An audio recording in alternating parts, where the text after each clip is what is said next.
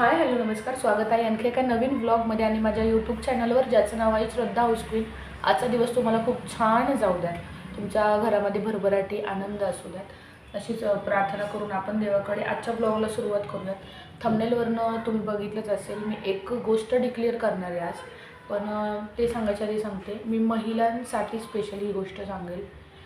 गेले 3 महिने गेले 3 आठवडे म्हणजे जवळजवळ 1 महिनाभर आमची वास्तुशांती वगैरे हे सगळं झालं होतं आणि त्याच्यामुळे मला कणकणी यायची, सारखी यायची कणकणी. आणि मी आपलं घरात पेनकिलर खा, कुठे काय खा असं करून मी ती कणकणी ढकलून न्यायची. का तर दुसऱ्या दिवशी परत आपल्याला जॉब आहे, परत आपलं डेली रुटीन आहे, जॉबचा खाडा नाही झाला पाहिजे. काही टेन्शन्स आपल्याला असतात, काही मानसिक त्रास असतो, काही आपले आपले वैयक्तिक असतात. माझे पण भरपूर वैयक्तिक आहेत, जे की मी कधी सोशल मीडिया किंवा सोशल कोणत्याही ॲपवर यूट्यूबवर मांडणार नाही आहे. असे काही टेन्शन्स आहेत. तर असे खूप टेन्शन्स असतात आणि मग तो एक मानसिक त्रास कुठंतरी असतो, शारीरिक त्रास एका बाजूने होत असतो, तो असतो सगळा.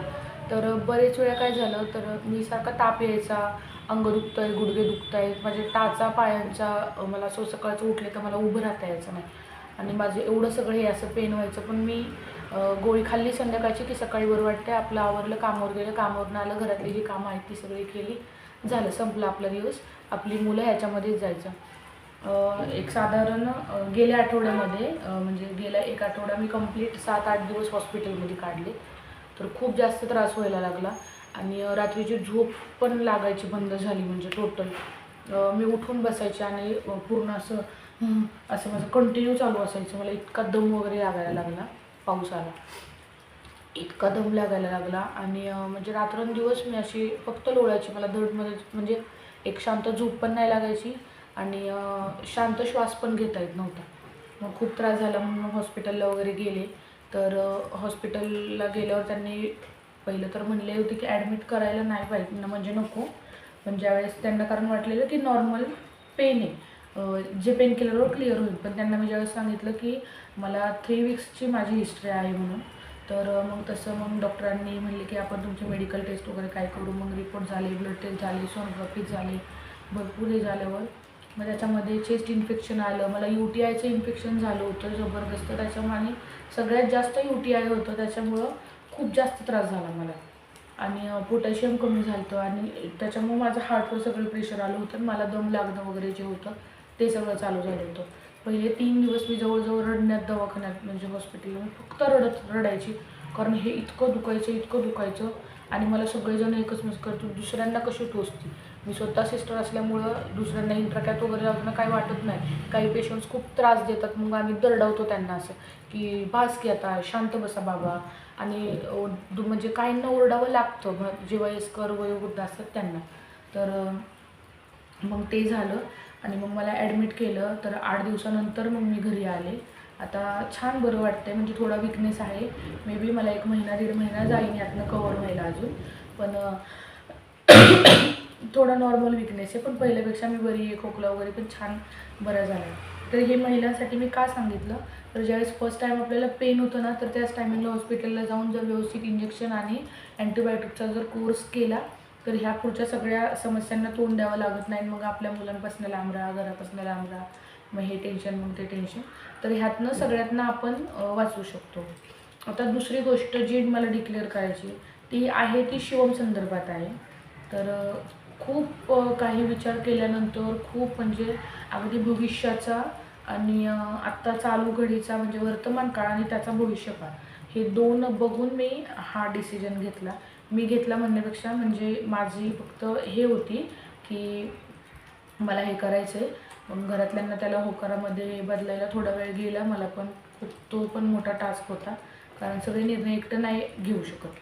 तर शिवमला लांब ठेवण्याचा निर्णय घेतला आहे आम्ही आमच्यापासून. पण का, तर एक असतं की घरात पण थोडे वादविवाद असतातच, म्हणजे प्रत्येकाच्या असतात, आपल्याच एकटीच्याच माझ्या आहेत असे नाही. तर ते मुलांच्या दृष्टीस पडलं नाही पाहिजे. दुसरी गोष्ट म्हणजे आमच्या इकडचं वातावरण जवळजवळ आता खूप बिघडत चाललं आहे. म्हणजे आफ्टर 5 इयर्स नंतरचं जे असेल ना, म्हणजे शिरवळ, तर ते खूप भयंकर असणार आहे बघायला. आणि इकडं डेंगचं प्रमाण म्हणजे शिरवळमध्ये ऑलमोस्ट सगळीकडंच खूप जास्त प्रमाणात आहे. आणि काय होतं आहे, सगळी MIDC झाली आहे. बरेचसे लोक असतात जे आपल्या जागा आहेत त्या कंपनीवाल्यांना देऊन टाका आणि मग ते इकडचे जवळजवळ डॉन झालेले असतात की ती जागा आमची आहे, ती कंपनी आमची आहे. मग असे खूप प्रकार होत आहेत. तर ह्याचा काही प्रॉब्लेम नाही आहे, हा काही इतका मोठा नाही आहे, हा फक्त तिसरी आता. पण ह्या सगळ्या गोष्टी बघून किंवा म्हणजे काय होतं आहे ॲटोमॅटिक काय म्हणतो आपण ती वारसा चालवत आलेली ती एक असते ना की आमचं घर ह्या दर्जाचं आहे आणि तुम्ही ह्या दर्जाचे, हा जो कमीपणा एक मुलं कुठंतरी देतात तो आमच्या जवळपास पण होतो, नाही असं नाही. तर मग त्याच्यामुळे हा डिसिजन घेतला की म्हणजे मुलांशी सतत आपण कुठल्या सगळ्यांच्या आयांशी जाऊन भांडायचं किंवा मग तुमच्या मुलांनी असं केलं, मग त्याच्यामध्ये आपण एखादा शब्द वाईट बोलतो, तो समोरच्याच्या मनाला लागतो, समोरचा आपल्याला बोलतो, तो आपल्या मनाला लागतो आणि मग भांडणं आमची मोठ्यांशी होतात आणि बारके थोड्या दिवसांनी परत एकत्र आपली छान खेळत असतात. पण आम्ही असं फुल असं ॲटिट्यूड देत नाही का असं एकमेकींना, असे हे सगळे प्रकार चाललेले असतात. म्हणून आम्ही डिसिजन घेतला की शिवमला आमच्यापासून लांब ठेवायचं, हॉस्टेलला ठेवायचं. तर आता त्याला आम्ही आर्मी स्कूलला आम्ही त्याचं ॲडमिशन केले. कुठे वगैरे काय ते मी सगळं तुम्हाला सविस्तर ब्लॉगमध्ये नंतर सांगेन. पण इकडे पण आम्ही ॲडमिशन करताना म्हणजे मी आता डिक्लेअर नाही करणार आहे की तो कुठे आहे आणि कोणत्या शाळेत आहे, थोडी प्रायव्हसी हवीच म्हणून. पण जिकडे आम्ही ॲडमिशन घेतले तर जे आमचे डॉक्टर आहेत त्यांनी मला सजेस्ट केली होती ती स्कूल, म्हणजे मी आधी कोल्हापूरचं ॲडमिशन त्याचं केलं होतं पण ते कॅन्सल करून टाकलं आणि मग मी इकडं जवळचंच मला एक भेटलं, तिकडं म्हणलं त्याला टाकायचं म्हणून. कोल्हापूर जायला यायला पण लांब होतं, जवळजवळ एक 5-6 तासाचा प्रवास आणि मग त्याला आणणं नेणं हे पण पॉसिबल नसं झालं. मग आमच्या जवळ एक भेटली मला मनासारखी 1-1.5-2 तासाच्या अंतरावर शाळा. तर तिकडे आम्ही स्वतः पाहायला गेलो होतो सगळं आणि स्वतः आम्ही सगळं ऑब्झर्वेशन केलं. जवळजवळ पूर्ण दिवस आमचा गेला होता. सकाळी 10ला गेलेलो आम्ही, संध्याकाळी 7 वाजता रिटर्न आलो. पण आम्ही पूर्ण सगळं स्वतःच्या डोळ्यांनी बघितलं. तर इतकं सुंदर म्हणजे जेवणाची पद्धत वगैरे खूप म्हणजे जबरदस्त. कारण अचानक आपण म्हणजे कोणीतरी येणार असतं त्यावेळेस एक हॉस्टेलचं प्रिपरेशन होतच असेल, मे बी आपलं पण होतं, पाहुणे येणार म्हणून आपण घर स्वच्छ करतो तसं की कोणाची तरी एवढे येणारे तर आज असं असं झालं पाहिजे. पण हे कुठं जिथं फेक चालू असतं तिथं आम्ही अचानक गेलो होतो आणि इतकं सुंदर त्यांनी ऑर्गनायझेशन त्यांचं इतकं छान आहे. तर आम्हाला आवडलं मग त्याचं ॲडमिशन आम्ही केलं तिकडे आणि आता त्याला 9 तारखेला सोडायचं आहे. तर ॲक्च्युली काय झालं होतं, ज्यावेळेस त्याचा मेसेज आला ना त्यावेळेस खूप भरून आलं होतं. म्हणजे आईतलं एक आई पण असतं ना ते कुठंतरी असं थोडंसं जागं झालं होतं आणि मग म्हणजे ज्यावेळेस मेसेज आला त्यावेळेस खूप असं भरून आलं होतं, रडायला आलं, मी रडले पण. आणि कारण हॉस्पिटलला मी ॲडमिट झाले 2 तास आणि 2 तासांनीच लगेच मेसेज पडला की ह्याला सोडायचे. मग मला अजूनच जास्त, ऑलरेडी मी डिप्रेशनमध्ये होते ना, अजून गेली की आता ह्याला हा पण जाणार माझ्यापासून लांबून. पण जे काय करते त्याच्या भविष्यातल्या चांगल्या त्याला सवयी लागाव्यात, त्याचं चांगलं व्हावं. तर जे काय करते ते त्याच्या भविष्यामध्ये चांगलं व्हावं, त्याचं भविष्यात त्याला वळण चांगलं पाहिजे, बोलणं चालणं चांगलं राहिलं पाहिजे. आणि ही जी शाळा आहे ती आता मराठी मीडियममधनं काढून आम्ही त्याला इंग्लिश मीडियमला ट्रान्सफर केलं आहे. इतकंच सांगेल की तो आर्मी स्कूलला चालला आहे. तो कुठे चालला आहे, कसं जाणार आहे, काय कुठे राहणार आहे, त्यांची जी सगळी सिस्टीम आहे ती मी सगळी तुम्हाला पुढच्या ब्लॉगमध्ये सांगेल. ऑलमोस्ट त्याची अर्धी तयारी झाली आहे, निम्मी आता करायची आहे तयारी. तर आज गेला आहे तो गावी आणि आता गावावरनं तो आज 28 तारीख आहे, आज गेला आहे. 3 तारखेला तो रिटर्न येईल आणि 3 तारखेला आल्यानंतर जवळजवळ शिवमचे आता गड्यांवर चालू झालेले आहेत. प्रत्येकजण बोलवतो आहे, तर त्याला जेवायला हे, कारण तो जाणार आहे म्हणून.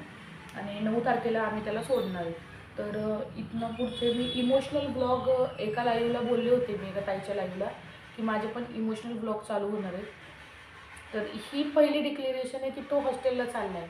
पण तो जे काही सगळं असं करून चालला आहे ना, आता ते फक्त माहिती आहे आमचं आम्हाला किंवा माझं मला, की तिथे काळजावर दगड नाही, अख्खा डोंगर ठेवला आहे काळजावर आणि मग त्याला तिकडे पाठवते. तर ह्या दोन गोष्टी जर बोर झाले असतात तर सो सॉरी, पण मला खूप बोलायला लागतं. मला बोलायला कुठलाही चान्स नसतो. म्हणजे मला जिथं बोलायचं आहे ना, मला असं छान बोलायला नाही येत. म्हणून मी हा प्लॅटफॉर्म निवडलेला आहे की मला इथं बोलायला येतं. मला जे काय मनातलं माझं बोलायचं असतं ते मी सगळं इकडं बोलते. तर इथनं पुढचे एकही व्लॉग मिस करू नका, कारण शिवमच्या सगळ्या गोष्टी मी असं कॅच करून ठेवणार आहे, कारण मला पण त्याची आठवण जाम येईल. आणि सगळ्यांचं जास्त प्रश्न एकच आहे की तो चाललाय एक ठीक आहे, पण तुला करमणार आहे का त्याच्याशिवाय, हे सगळेजण मला विचारतात. तर मला तर ऑलमोस्ट अजिबात करमणार नाही आहे, कारण त्याची माझी सकाळच त्याच्यापासून होती, ती संध्याकाळ पण त्याच्यापर्यंतच होती. सारखं त्याला आवाज देणं हे सगळं तर मिस करेन, म्हणून मी हे व्लॉग शूट करते आहे. आणि जेन्युइन रिझन अगदी सांगायचं तुम्हाला तर आता इथनं पुढं पैशांची गरज पण आहे.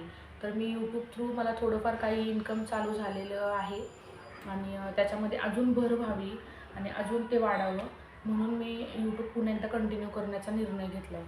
तर मी मे बी 2 दिवसातनं एक ब्लॉग असा टाकेन, कारण माझ्या मागे पण खूप स्ट्रगल आहे, माझ्या मागे पण खूप पळापळ आहे.